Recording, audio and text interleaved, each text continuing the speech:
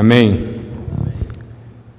Nós vamos continuar com a nossa comunhão do livro de Colossenses, aplicados em nossa vida e para a realidade que nós estamos vivendo nos tempos atuais. O tema da mensagem de hoje é: Senhor, eu quero te conhecer mais.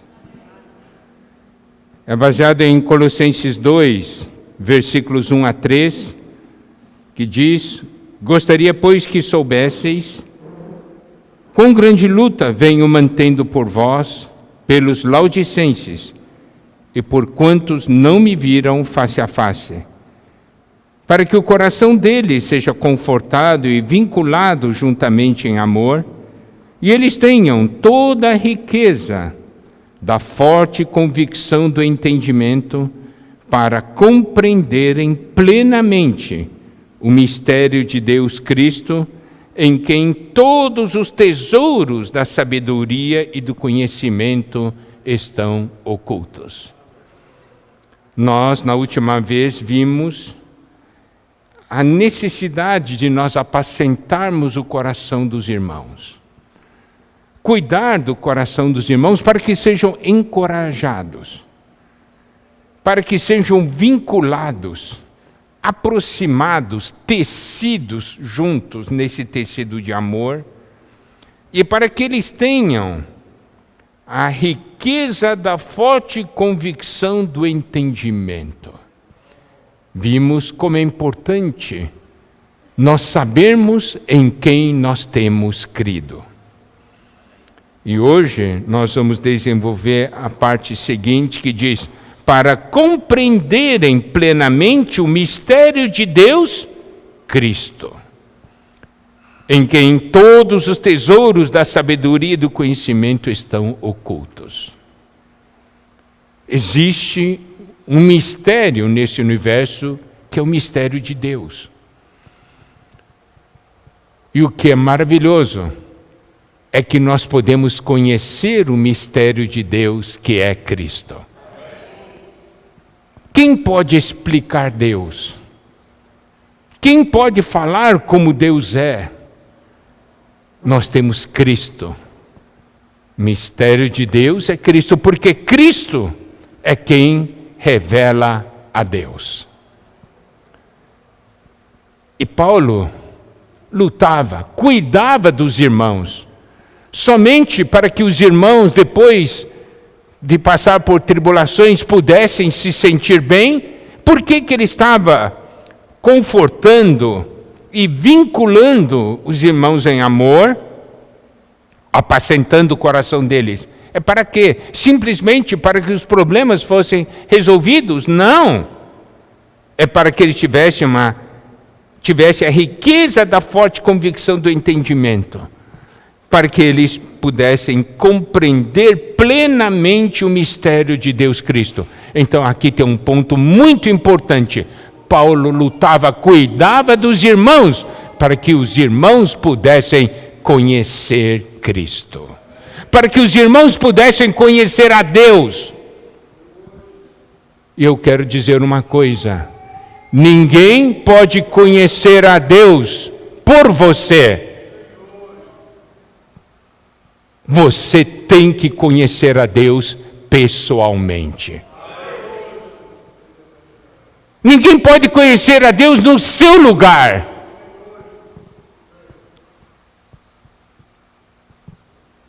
É uma coisa totalmente diferente. Se falarem para mim, tem uma pessoa que se chama Peter, lá na África do Sul, que mora em tal lugar. Miguel, você conhece? Eu digo, não. E a pessoa que faz a pergunta para mim, ele diz assim: eu conheci ele por você. Adianta? Alguém vai fazer uma pergunta para mim: como é que esse Peter, qual a altura dele? Qual a cor do cabelo dele? Em que casa ele mora?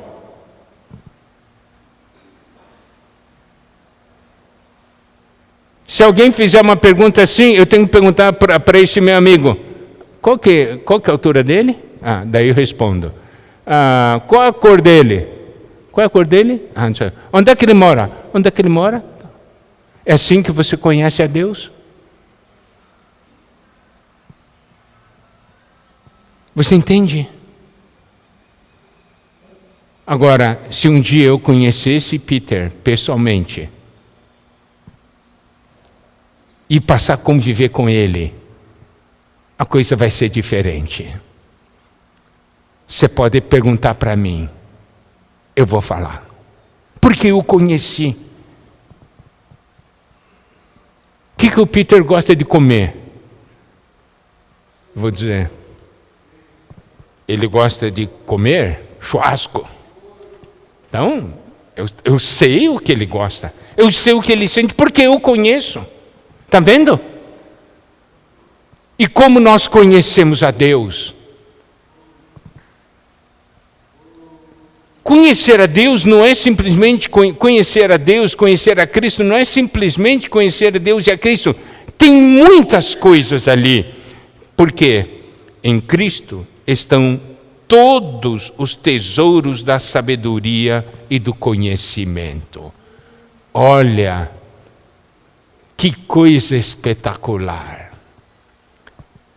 Em quem todos os tesouros da sabedoria e do conhecimento estão ocultos. Esse mesmo Cristo que Colossenses 1,19 diz, porque aprove a Deus que nele residisse toda a plenitude. Em Cristo há toda a plenitude. E aqui não define plenitude de quê? Porque é de tudo. É toda a plenitude de tudo. E aqui, nesse versículo 3 diz também, em quem todos os tesouros da sabedoria e do conhecimento estão ocultos. Essa palavra oculto no grego significa também guardado. Não é escondido, é guardado. Está tudo guardado nele, esperando você e eu acessá-lo e conhecê-lo. O quanto nós conhecemos de Cristo. Se eu conheço quem Cristo é, eu tenho segurança, eu tenho paz, eu tenho alegria, eu tenho amor, porque eu sei quem Ele é. Eu sei o que Ele significa para mim. E se eu quero saber alguma coisa, se eu preciso de uma revelação, eu vou a Ele. E Ele vai revelar para mim, porque Ele está guardando todo esse tesouro para mim e para você. Você não tem desejo de conhecer? Paulo, realmente, ele manteve uma grande luta para que os irmãos pudessem conhecer a Cristo de uma maneira viva e real. Somente conhecendo a Cristo de uma maneira viva, real e pessoal, nós não seremos abalados pelas ideologias, não seremos abalados por doutrinas, por religião. Por isso que Paulo estava falando isso para os colossenses. Porque tinha tantos tipos de ensinamento, tantas coisas. E aí, Paulo tinha uma certeza. A única maneira deles serem guardados é eles conhecerem pessoalmente a Cristo. Principalmente quando nós estamos na frente da batalha em nossas vidas. Todos nós temos batalhas diferentes, não é? Uns batalham no Evangelho, outros batalham para manter, né, financeiramente a sua família, outros estão batalhando por causa da sua saúde, diferentes batalhas, diferentes situações. Saber em quem nós temos crido é fundamental. e vai fazer com que nós permaneçamos em pé. Os tesouros não estão escondidos em Cristo, estão guardados em Cristo. Eles são ocultos para o mundo, mas não para nós. Porque nós temos o Espírito, porque nós temos a palavra de Deus, que é a Bíblia, e porque nós temos a igreja, que é o mistério de Cristo.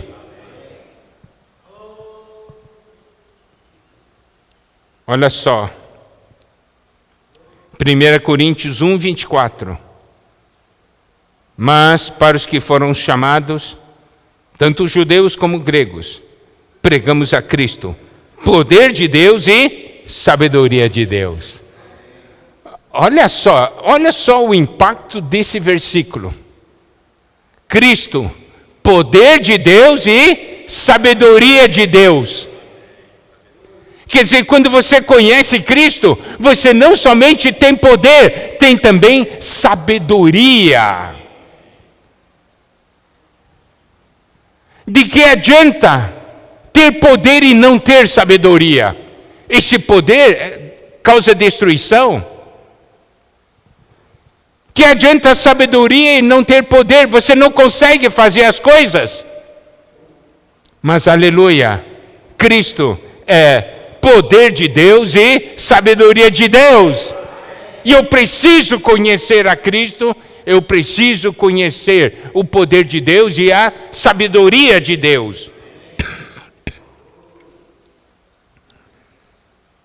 E isso, amado irmão, amada irmã, é para você. Não deixe o inimigo te enganar. É para você. 1 Coríntios 1, 30 diz: mas vós sois dele em Cristo Jesus, o qual se nos tornou da parte de Deus sabedoria, e justiça, e santificação, e redenção. Nós somos de Deus em Cristo Jesus. Que notícia maravilhosa. Isso é evangelho, né? Boas novas. Eu sou de Deus em Cristo Jesus. Esse Cristo Jesus tornou-se para mim, da parte de Deus, sabedoria. É para você. Cristo é sua sabedoria. Eu posso dizer, eu não sei como fazer agora. Senhor, eu não sei, mas você é a minha sabedoria. E eu vou então buscar o Senhor na oração, na comunhão, na palavra, na comunhão com Deus e na comunhão com os irmãos. Nós vamos então conhecendo o poder de Deus e a sabedoria de Deus.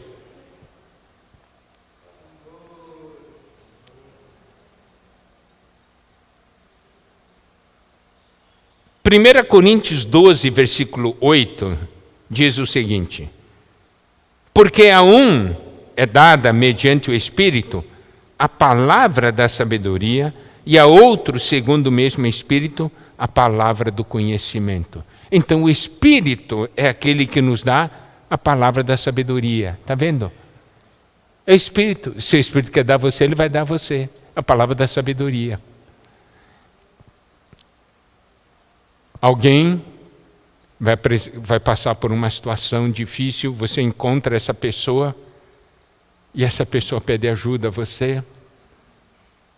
Assim, eu estou passando por isso, o que você pode falar para mim? O Espírito dá a você palavra de sabedoria. E essa palavra transforma a vida dessa pessoa. Está vendo? Deus não pode usá-lo assim? Nós não temos em nós mesmos, mas o Espírito dá para nós a palavra da sabedoria. Não é somente isso. Em Efésios 1, versículos 15 até 17 diz: por isso também eu, tendo ouvido a fé que há entre vós no Senhor Jesus e o amor para com todos os santos, não cesso de dar graças por vós, fazendo menção de vós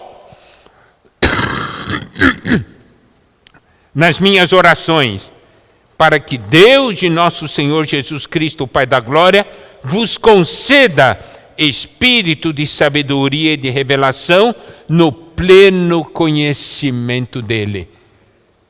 Paulo orava: Pai, dê aos meus irmãos o espírito de sabedoria e revelação. Você não tem esse espírito?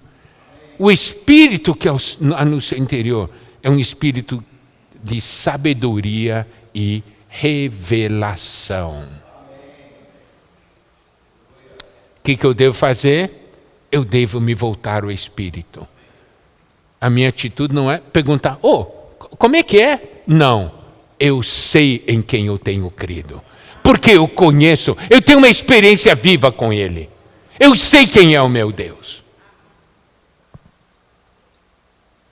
Ele me dá a palavra da sabedoria, Ele me dá o espírito de sabedoria e revelação no pleno conhecimento dEle. Por isso que Paulo, esse era o desejo, o coração de Paulo, para que todos pudessem compreender plenamente o mistério de Deus Cristo. E nós sabemos que toda essa sabedoria e conhecimento espiritual é ligado à economia de Deus, é ligado a Cristo e à igreja. Nós sabemos o que Deus quer. Nós vivemos para isso. Nós servimos a Deus para isso. Não é verdade? Então, quando você sabe, naquela época havia os gnósticos, né? Eles falavam: olha, tem muito conhecimento que você precisa ter, e esses conhecimentos estão em livros, né? Nesses livros são chamados livros, né? Apócrifos. Isso aqui era chamado que são os livros ocultos, com ensinamento oculto, e eram proibidos ao homem comum. Isso é religião imunda, é filosofia. Um monte de conhecimento dessa terra, ocultos em livros, somente poucos têm acesso. Olha como nós somos bem-aventurados. Todos nós temos livre acesso a Cristo. E nele estão ocultos, nele estão guardados todos os tesouros da sabedoria e do conhecimento. Não é um privilégio? Nós não precisamos daquilo, do mundo, dessas coisas do mundo. Nós temos a Cristo. O que eu quero dizer é o seguinte: você tem acesso.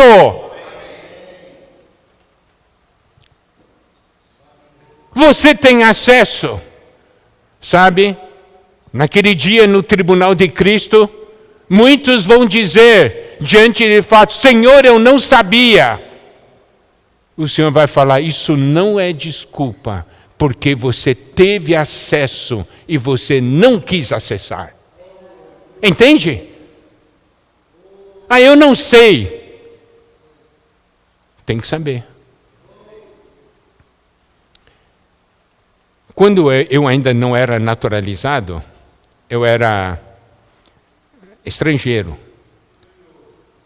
Eu vivia no Rio Grande do Sul. A minha carteira de estrangeiro foi confeccionada no Rio Grande do Sul. Daí eu vim para Minas, né? Porque meus pais estavam aqui. Daí eu fui obter, precisava de um selo naquela época. Tinha que pagar $1.000 de depósito, pegar um selo para ter visto de saída do Brasil para você viajar para o exterior. Porque naquela época eles queriam controlar a saída dos dólares, né? E o governo instituiu isso aí. Então, para obter isso aqui, eu tive que ir para Belo Horizonte, porque eu tinha que ir lá na sede, né, da Polícia Federal para poder obter esse visto de saída. Cheguei lá, ele olhou minha carteira de identidade e me multou. Me multou. Disse para ele: por que você me multou? Ele disse assim: você está multado porque você é estrangeiro, morava no Rio Grande do Sul, você agora está morando em Minas Gerais e você não registrou isso junto à Polícia Federal. Ele disse assim: mas eu não sabia. Ele disse, isso foi publicado na lei, você tinha obrigação de saber. Não tem desculpa, tem que pagar a multa. Você hoje tem a Bíblia na mão. Você ainda tem a desculpa de eu não sabia? O que você acha, Luiz Carlos? Você tem desculpa, não sabia? Não tem desculpa. Por quê? Ali está escrito. E a Bíblia é a carta que Deus escreveu para cada um de nós. O Senhor deixou a Bíblia. É a carta para nós. Você não tem que conhecer o que Ele está escrevendo para nós? A Bíblia foi escrita para quem? Para mim. A Bíblia foi escrita para mim. E eu não vou ler? Eu não vou conhecer o que Deus está querendo falar comigo? Hoje tudo é WhatsApp e tal. Antigamente tinha que escrever carta e mandar pelo correio. Levava 5 dias, 10 dias, 15 dias, né? Então, se tinham 2 pessoas que se amavam, moravam em lugar diferente, escrevia correspondência, né? Mandava uma carta. Levava 1 semana, 10 dias para chegar ao outro lado. Mas quem mandava a carta, desde o dia que mandava, ficava ansioso esperando a resposta. Não é? Eu quero saber o que será que... E a pessoa, sabendo assim, diz, olha, eu sei que ele escreveu carta, ficava ansioso, eu quero que a carta chegue. Todo dia, o carteiro já passou? O carteiro já passou? Hoje não tem mais muito disso, né? Mas antigamente era assim. O carteiro já passou? Não passou ainda. O carteiro, o carteiro passou. Chegou a carta. Não chegou carta para mim, puxa. Chegou! E o que você acha? A pessoa pega a carta assim e joga na gaveta? Pega e rasga. Você busca a Bíblia, lê a Bíblia dessa maneira? Ou você pega a carta de Deus, põe na gaveta e fecha?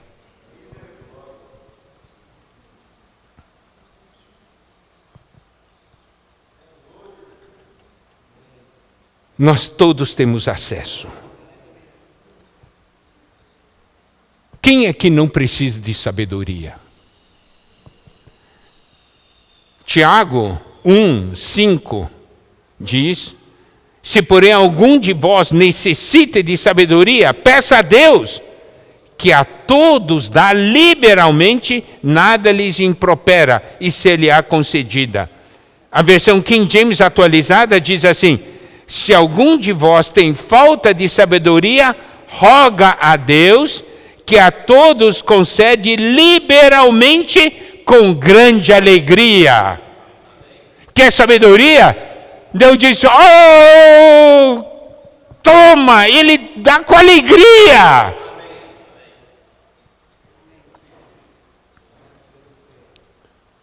E concede liberalmente. Na versão Nova Almeida atualizada diz, se porém algum de vocês necessita de sabedoria, peça a Deus, que a todos dá com generosidade e sem reprovações, e ela lhe será concedida. Nós temos esse acesso. Vamos pedir a Deus, vamos buscar. Está na pessoa de Cristo, está na palavra, está no Espírito e está na comunhão com os irmãos. Em Salmo 119, Salmo 119 é um salmo que fala das riquezas da palavra. Você pode ver ali de uma maneira muito clara que Deus deseja revelar sua palavra a você, num encontro pessoal. Porque ali o salmista está falando de todas as situações que ele está passando. E na comunhão dele com a palavra de Deus, ele obtém as respostas. Ele ganha força. Ele ganha vida. Salmo 119, versículo 18, eu vou só citar 3 como exemplo. Desvenda os meus olhos, para que eu contemple as maravilhas da tua lei. Senhor, abre os meus olhos.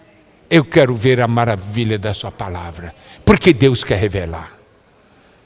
Salmo 119, 33. Ensina-me, Senhor, o caminho dos teus decretos, e o seguirei até o fim.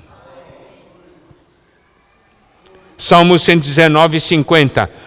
O que me consola na minha angústia é isso, que a tua palavra me vivifica. Ali está alguém na angústia. E ele então, ele tem comunhão com Deus e ele diz, o que me consola na minha angústia é isso, que a tua palavra me vivifica. Quanto à questão da palavra de Deus, eu gostaria de tocar com os irmãos 3 pontos que eu acho fundamentais. Tá? Primeiro, a palavra de Deus no Novo Testamento, ela tem um primeiro aspecto definido pela palavra grega logos. Tá? E existe outra palavra que se chama rema. Tanto logos como rema são palavra de Deus. Mas logos é a palavra de Deus no seu aspecto objetivo. É a palavra que está registrada na Bíblia, né? Mas ela transmite para nós um conteúdo, um conhecimento.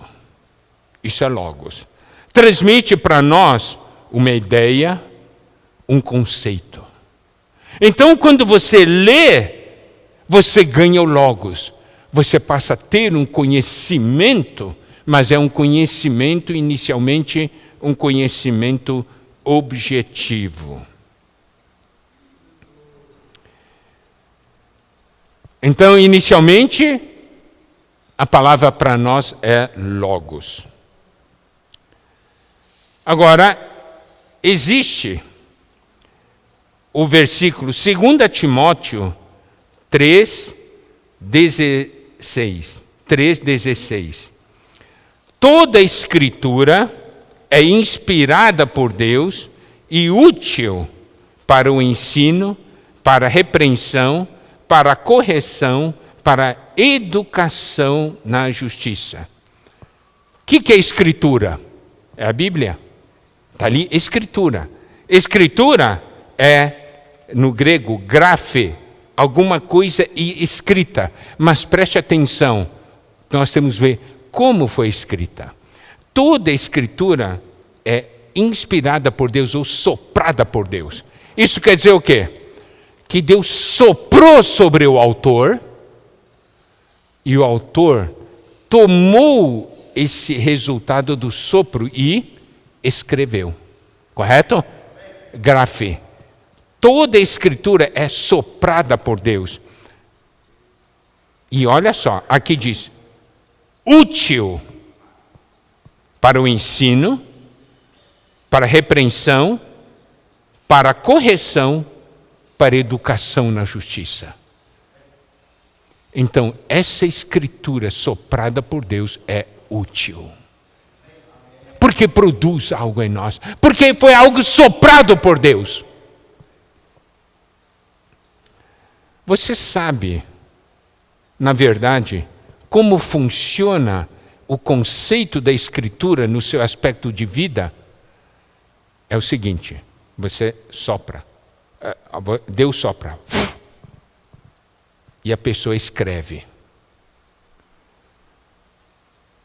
Agora, quando nós contactamos a Escritura, isso que está escrito tem que se transformar novamente em sopro. Entendeu? Você compreende? É o mesmo princípio, né, Você hoje pega o seu celular, você grava, né? Grava MP3. Você falou, virou MP3, não é? Daí você envia MP3 para alguém. A pessoa pode pegar o arquivo de MP3 e colocar no ouvido assim? Não. Ele precisa de algo que transforme MP3 novamente em som, não é? Daí muitas vezes nós enviamos um arquivo para alguém e diz assim, eu não consigo ouvir, eu não consigo abrir. Você não tem um aplicativo. Agora, se você tem um aplicativo, você abre, você consegue ouvir o que a pessoa falou. Está vendo? Deus soprou, passou pelo Espírito e foi escrito. Então, o que foi escrito tem que passar pelo Espírito para virar sopro de novo. Então, quando você lê a Bíblia, se você não usar o aplicativo certo, que é o seu Espírito, você só vê coisa escrita. Mas se você usa o seu Espírito, sopra sobre você. Oh! Que maravilha! Está vendo? É assim que a Bíblia funciona. Então, a Escritura. Então, aqui existe a Escritura. E também, 2 Timóteo 3,15, diz o seguinte, que desde a infância sabes as sagradas letras que podem tornar-te sábio para a salvação pela fé em Cristo Jesus. Aqui diz, sabes as sagradas letras, algo escrito. A palavra grega é grama, tá? É qualquer coisa escrita. Olha aqui, eles, desde a infância, sabes as sagradas letras que podem tornar-te sábio para a salvação pela fé em Cristo Jesus. Você quer se tornar sábio? Precisa da palavra. Tá certo? Agora, nós vamos para a rema. O que é rema? O rema é aquilo que foi falado por viva voz. Em outras palavras, é o seguinte, eu vou falar, existe uma definição, é o seguinte, o logos é aquilo que foi escrito. O rema é tornar aquilo que foi escrito vivo em nosso interior. Mas quem vai falar? Olha aqui, ó, uma definição muito boa é de assim, rema se refere a uma palavra ou mensagem que vem de uma voz viva, que é falada por Deus em nosso interior.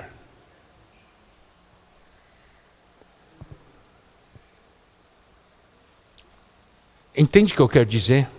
Eu vou trazer isso para a experiência de vocês, para a experiência de todos. Todos nós, todos os filhos de Deus têm a seguinte experiência. Conhece versículos, conhece tudo, e um dia está passando por uma dificuldade. E naquela dificuldade, então começa a orar, buscar a Deus, e de repente, um determinado versículo salta assim, né? De repente um determinado versículo aparece no seu coração. E aquele versículo te dá força, te dá coragem, e você enfrenta o problema, não é? Aquele salto do versículo é o rema. É Deus falando em seu interior. Rema é falada por Deus em nosso interior, não vem de fora. Rema é uma palavra falada por Deus que vem de dentro. Eu vou mostrar para vocês uma experiência, tá? Que é uma experiência do Martim Lutero. Você sabe que naquela época a Igreja Católica falava das indulgências, né? Então você tinha que pagar pelas indulgências para ter seu pecado perdoado. Então ele estava subindo de joelhos uma escadaria, pagando penitência para obter salvação, para obter, perdão do pecado. Ele estava subindo de joelhos a escadaria e então a história registra assim, que enquanto ele estava subindo, ressoou nos seus ouvidos como voz de trovão as palavras de Deus: o justo viverá por fé. De repente ele foi iluminado. Daí ele falou: é isso. Mas preste atenção. Primeiramente ele tinha lido esse versículo. Esse versículo tinha mudado a vida dele? Não. Mas naquele momento, quando ele estava subindo as escadas de joelho, aquele versículo saltou. Entendeu? Deus falou com ele: o justo viverá por fé. Uau! Isso é rema. Compreendeu? Você não tem experiência semelhante? Eu escuto centenas e milhares de testemunhos de irmãos e irmãos. Eu estava em tal situação e eu me lembrei de tal versículo e eu venci o problema. Não é? Ou nós ouvimos testemunho de irmãos, de pessoas que, incrédulas, que falaram assim: um dia eu estava lendo a Bíblia e eu recebi revelação sobre a salvação, eu me converti. Eu conheço vários. Eu acho que você também conhece alguém que tem essa experiência. Isso é rema, compreendeu?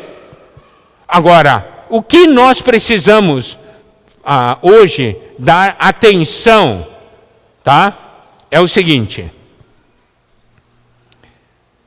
Em Romanos 10, 17 diz, pela versão Nova Almeida atualizada, e assim a fé vem pelo ouvir e ouvir pela palavra de Cristo. A fé vem do ouvir. Ouvir o quê? Palavra. Que palavra é essa? O rema. Porque quando Cristo fala no meu interior, aquilo que um versículo, uma porção que eu já sabia, mas quando ele fala do meu interior, a fé é gerada. Está vendo?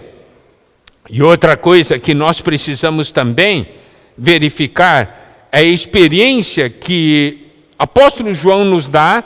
Ele tem uma porção que explica exatamente essa realidade do Logos e Rema.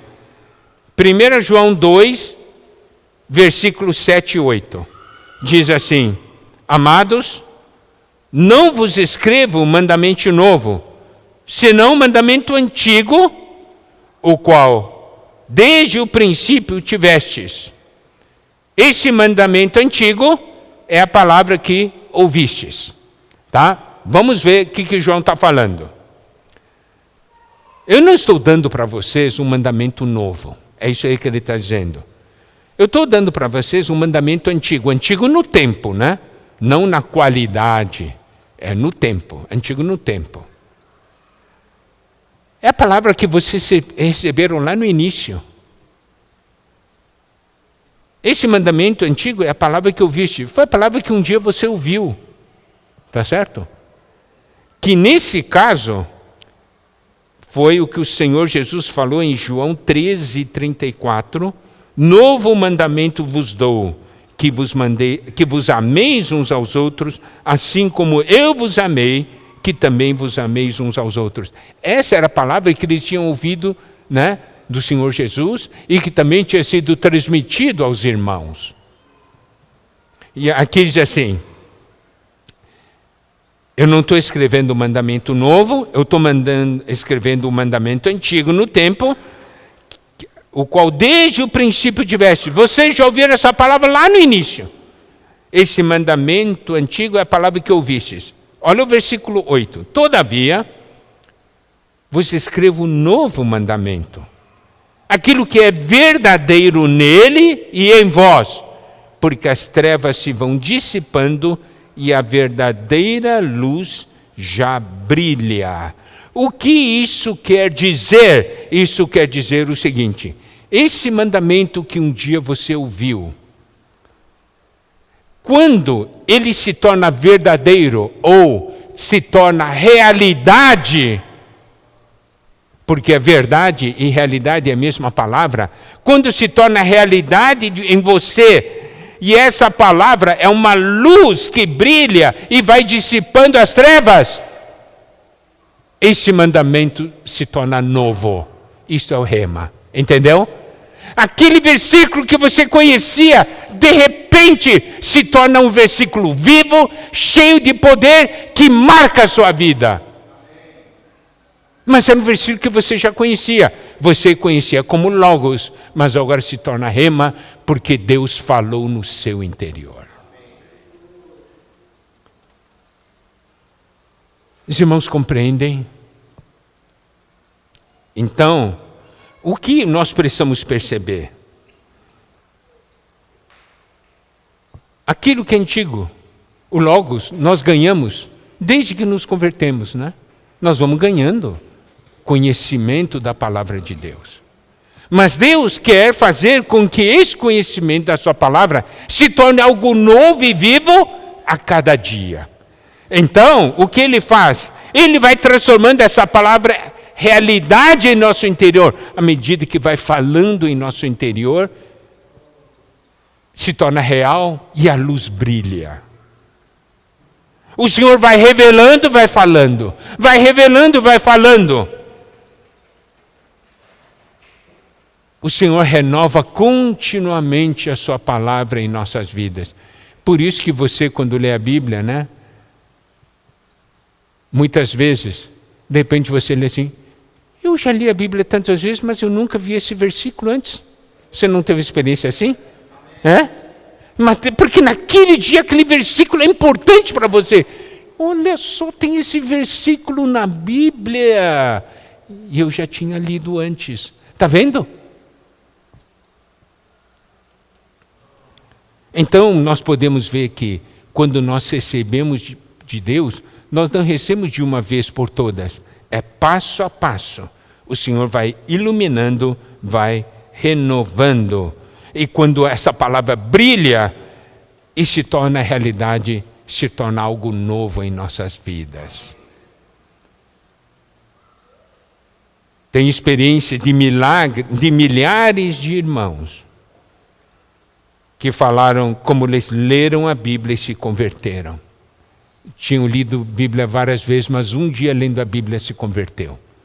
Porque naquele dia Deus falou no seu interior.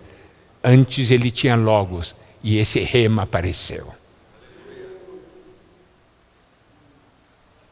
Um versículo, tantos irmãos dão testemunho que determinados versículos saltam no meio da tribulação. Isso é rema. Milhares de irmãos testificam que num momento um versículo brilha e mostra o caminho que ele deve andar, mostra ele a decisão que deve tomar. Vocês não têm experiências assim? Isso é rema.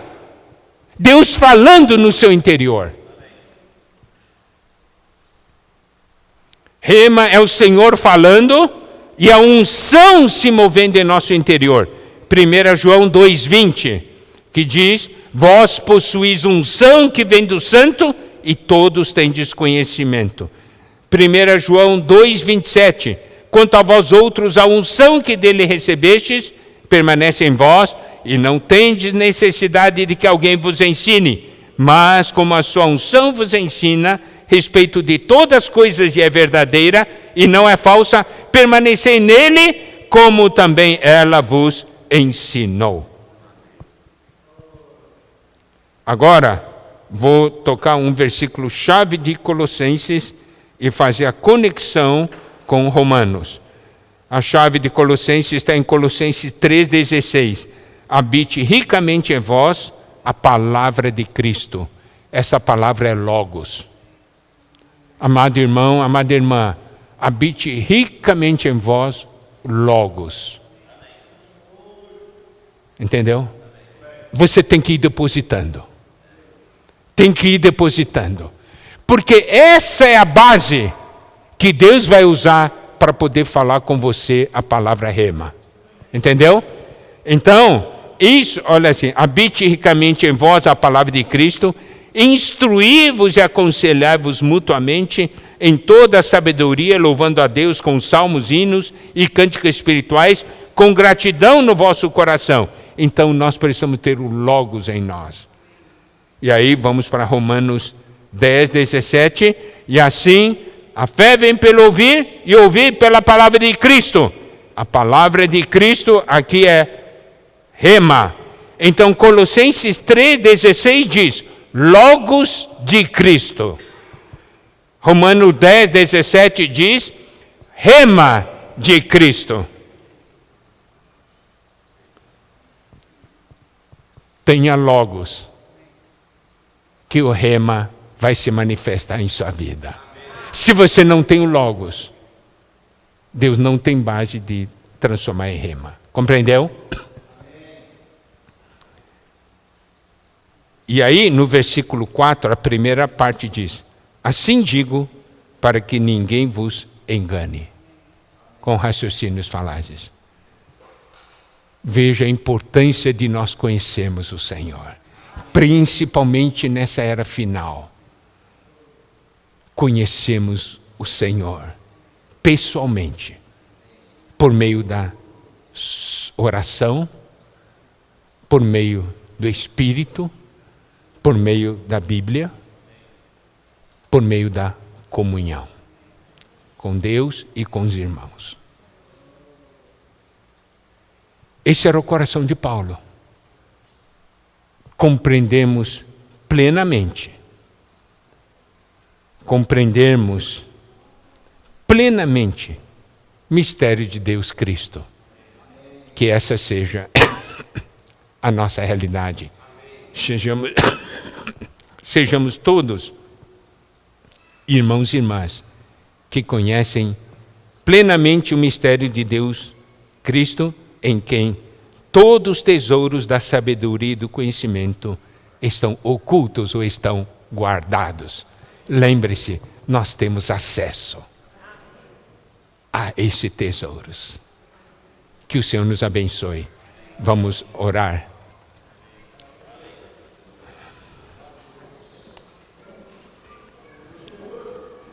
Amado Senhor, nós estamos aqui nessa manhã dizer que nós almejamos te conhecer mais. Nós falhamos muitas vezes em nossa vida por não te conhecer. Mas obrigado, porque o Senhor nos deu a sua palavra e o Senhor nos deu o seu Espírito. O Senhor nos deu os irmãos. Senhor, nós podemos ter acesso a todos esses tesouros. Ensina-nos, Senhor. Revela-te a nós. Queremos fazer com que a sua palavra seja depositada em nós, que a sua palavra habite ricamente em nós, para que o Senhor do nosso interior possa falar conosco, dar vida e nos levar adiante. Entregamos a Ti, a sua igreja nessa semana. Cuide de cada irmão, cada irmã, cada família, que no nosso viver a sua palavra nos encha, nos inunde e flua de nós. Esse é o desejo dos nossos corações. Que o Senhor abençoe a todos. Oramos em nome de Jesus. Amém.